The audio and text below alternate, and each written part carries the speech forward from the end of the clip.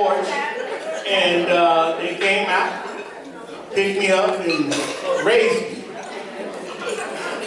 But my dad over there, you guys, that's my dad over there, and I just want to say a few things about my pops. He is going around telling this story about watching a football game on TV. When I was a little kid, little baby. Matter of fact, newborn, just got born, had been about 3 days old. He was watching the game and he forgot I was on his lap. And when he stood up, I fell down. And then he picked me up, brushed me off, sat me on his lap again. The team made another touchdown, and then he forgot that I was on his lap again, and I fell down. And of course, he did this while my mother was not at home. But you know, my dad has a way. You know, my dad really hasn't used the belt on me because I was the best child. That one over there. But my father, he had this look on his face that will cause it. Well, he kind of old now. He had this look that will beat Moses splitting the Red Sea. Because I stole a car from a friend of mine and I had it in my pocket. And when I saw my dad sitting on the couch, I got crooked, trying to hide the car, and he said, "What's that in your pocket?" And then I started crying, see? I started crying, and I was already apologizing that I had the car. He told me to take it all the way back, and the cops would be waiting for me when I get back. So I stayed at his house till sundown. I didn't come back because I knew the cops were coming to get me. So I stayed at that boy's front yard the whole time and watching my house to make sure the cops. He was a pitiful father, man. I'm telling you, I'm just realizing that now when I'm talking about it. This man, he was cruel to me. But I love my dad, and I'm so blessed to have an outstanding father as in Dale Franklin. And I'm so glad we're here to celebrate. Sandra, bless your heart, honey, to want to do something like this to celebrate my dad. So we're here to party, we're here to have a good time. Pops! Love you, man! I can't say that about my sisters. I love y'all too. As you can see, that DNA is strong, very strong. But as we further into our program, I want to say that, did you know that the Franklin family is a very gifted musical family? I mean, I know going back to Dale's mom and dad, they were singers too. But Dale didn't grab that part of it. I want you just to hear him and the reason why he's so gifted in playing the music than trying to sing the music. DJ, let him hear him.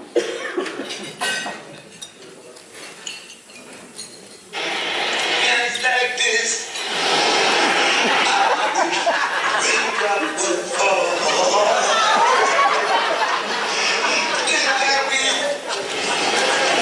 Five heartbeats.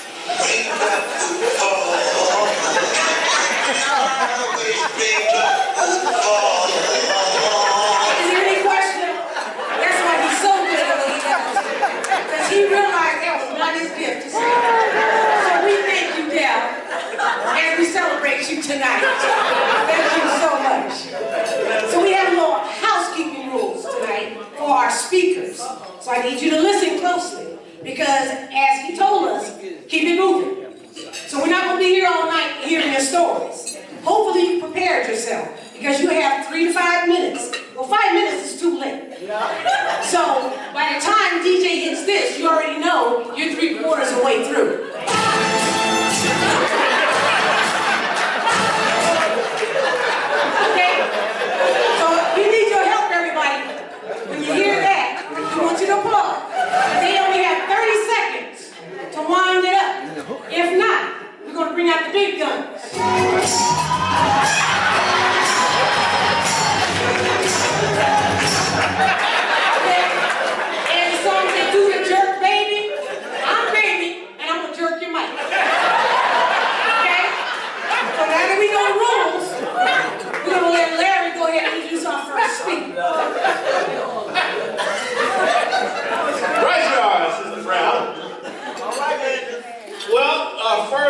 our first speaker for the day.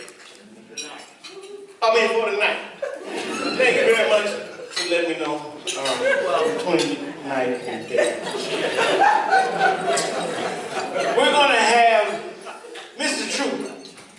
Come on, Johnny. Jonathan. True Blood.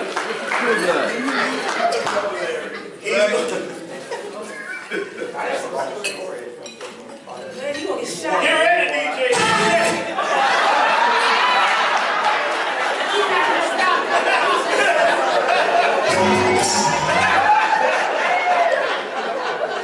Well, I'm done. Well, me and Delbert go all the way back to high school. And in 5 minutes ain't gonna work. Me and Delbert was in the first band together. I met Delbert in 1958. We were in the high school band. One day, Steve Mendoza started playing piano, and I was a trumpet player, so I picked up a drum, started beating it. Then Jess Forrest joined in, and then Delbert, and then we had Sands, and the guitar player. And that was way back. So anyway, it was called the Playboys. If you ever see those pictures up there, all the pictures of the bands where we started are all in that thing. So anyway, we had these white jackets with notes on them and everything, and I got those jackets. And then later, I found these red blazers. And so we got our name on each one of the pockets, the mixtures and our name. Well anyway, so we gave the other 2 jackets to Phil and Harv, which was the singers in the band. So then after a while, I left the band, and after we got out of high school, and I started the band Untouchables, and Delbert went into Fatback after they got through the Rainbow Stomp and the Mixers, which was the same band. So then he got into the soul and Fatback and all these different bands that he played in. And in high school, Delbert was called the Clown, because he was always pulling or doing something. You know, he was just well noted for that.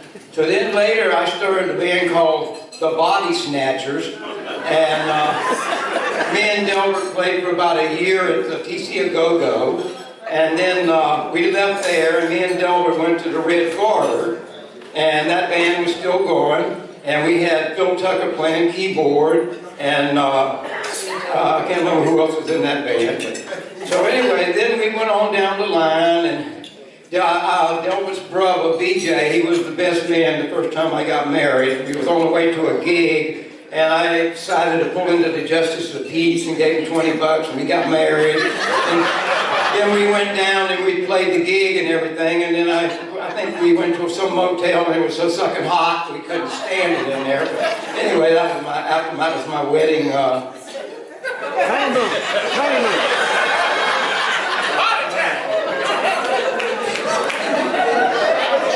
But during all these years have gone by, and me and Delbert seemed to always be together. You know, off and on, wherever he was at, we always seemed to run into each other, and so, you know, he got used to me, I think. You know, I hear that look like, oh shit, that's True Blood, you know. So he'd get me up to play and sing sometimes, you know, I'd sing some song, I'd make them up on the spot about him and the band and everything, you know. But you couldn't ask for a better person. I never known him to do anything, get in a fight, or oh, I left something out. When we played the Red Garter, Delbert used to pick cards up with this company.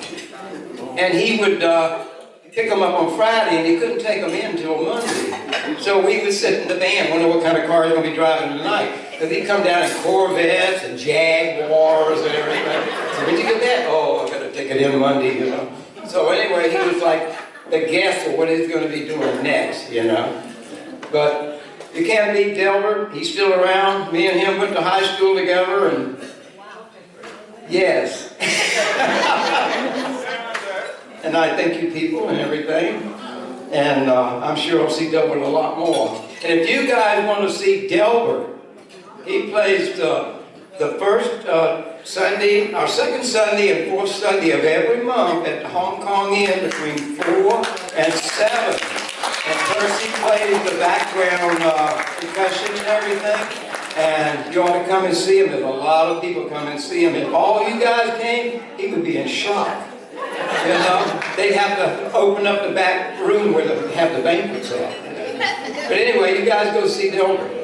He plays really good, and he's a real clown. Thank you.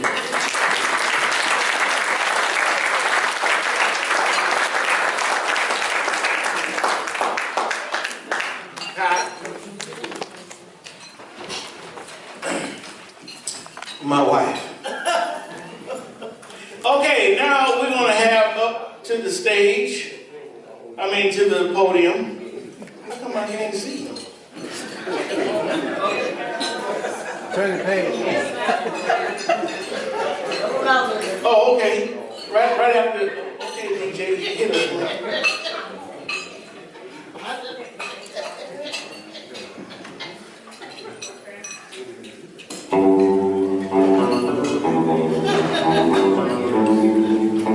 This song that is being played right now was written by my dad.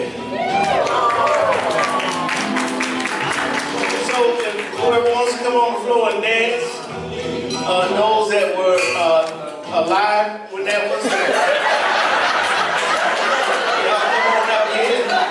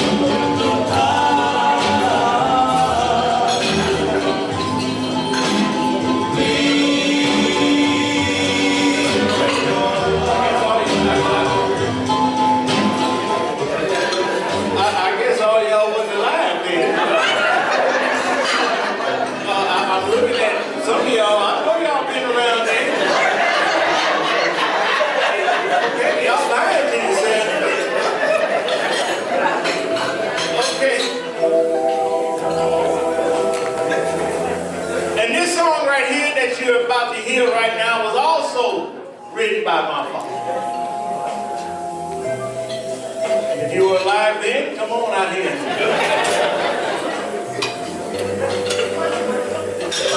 I need you. That's him singing. We'll start.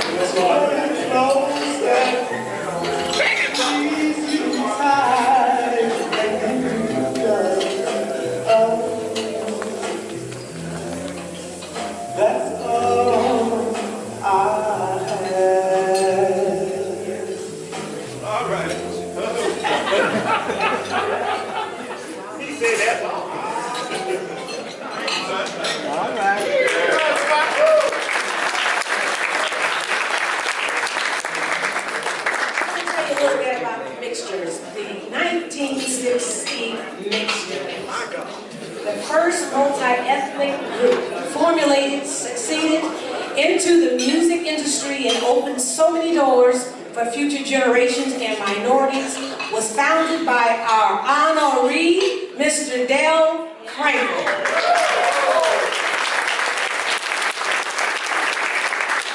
This 7-man party band comprised at different times African Americans, Hispanics, Asians, Caucasians, and Native Americans. It all began in Pomona, California, at the Rainbow Garden, where they rocked and ruled the house on Friday nights. Who were they? Glad you asked. Del Franklin, Steve Mendoza, Zach Soto, Audrey Johnson, Dan Pollock, Eddie De Robles, and Johnny Wells.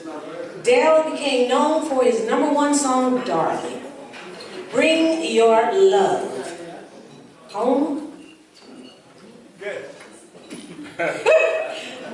That was a local hit for the duo, Phil and Harv.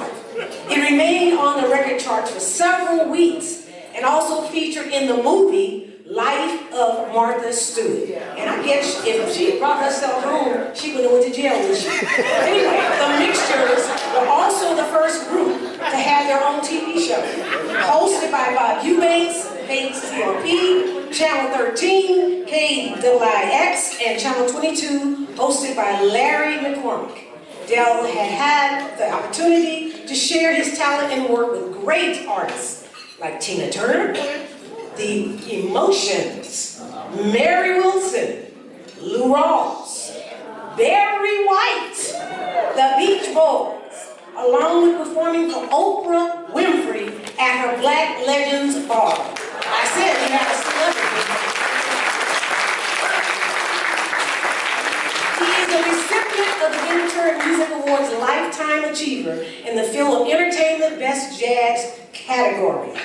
The Mixtures, also known as the Good Luck Band, especially for anyone who had the opportunity to play with them. Those who hit the floor on Darling and That's All I Ask witnessed that taste of soul. Denise? Let's take some table talk. Table Talk by Denise Carter, comedian, y'all. Give me a hand. I start interviewing people when they walk in the door. And I asked a woman today, I said, lady, how far back do you go to listen to Del Franklin? And what did you say? Oh, I'm too young to remember. And I said, I think my mama, who's a hairdresser, used to do his hair, and she said, what hair? And then I said, what? Del had hair in 1983. Damn. All right now, we're gonna keep it moving.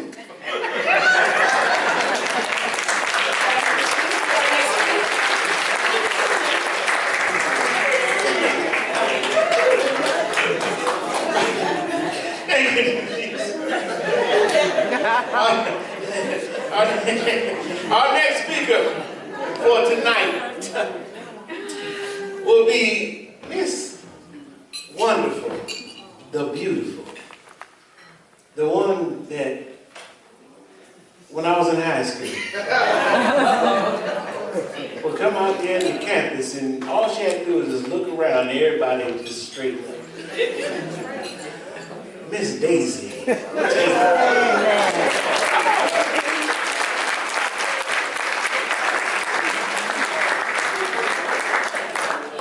Still looking good too. Look at it. Well, it was only out of love that I gave everybody the evil eye. We're really here to celebrate Delbert, and I'm here on behalf of my sister. Do you know how it is when you have a gig and you don't know in enough time? Your gig is really important. But she wanted me to convey to everybody what a gentleman it has always been, well, what Delbert has always been a gentleman anytime they have ever played together. She's also wanted me to relay that she could not think of a better person to ever play with whenever they were a duo. One thing I like to say about Delbert's music is, Kenny G thinks he's something. But we have something and we have somebody in our own midst. And it's unfortunate that Delbert does not have the rewards that somebody else has, because if he did, he would take all of us with him. So we could enjoy the rewards with him. Personally, when Delbert plays, all you have to do is close your eyes. And when your eyes are closed, your body just moves with his groove. I wish him all the best. You know, I try to see him as much as I can. He's truly a gentleman. This is a wonderful tribute to the kind of person he is and always has been.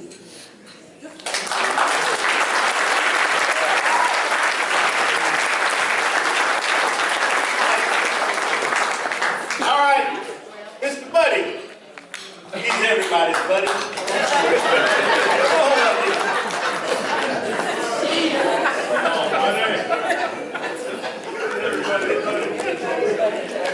Well,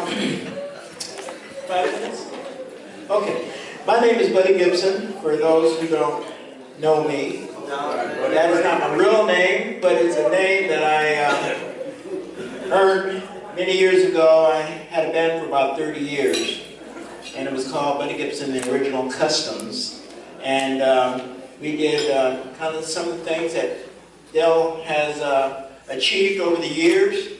And it's not about me, but it's about Mr. Franklin. That's right. And I've been around him for about 40 years, and we got to know each other pretty well, and having lunch a lot of times. And I know he's very busy, but he always took the time out to meet with me when I said, I think we need to talk. And basically, it was nothing ever wrong. It was just a matter that I want to know how he's doing and what he's doing. The thing I found about Mr. Del Franklin, he's a very talented young man. I have to call him young man. I got him by a couple of years.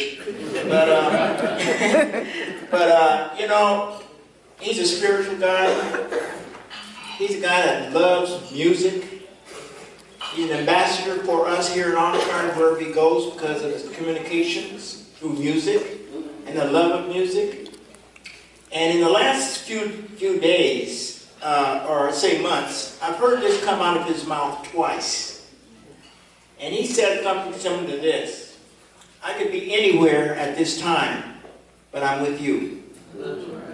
And that struck me pretty hard because I said, you know, that shows love. I even was at a place a week ago when he also didn't even know this was happening, but a club decided they wanted to have him there continuously for some period of time. And he said, wow, I have to cancel all my gigs. And I thought, you know, that's love again, you know. He loves everybody. So what I'm going to say right quick is just this, Mr. Del Franklin. I've given him an award once before through the China State University for being an entertainer. And this is the second one I'm going to give you. And no one else can match it. You have to earn it. And in my opinion, you have earned this award. So I'll just read what I have right here, and then I'll have you come up and receive it.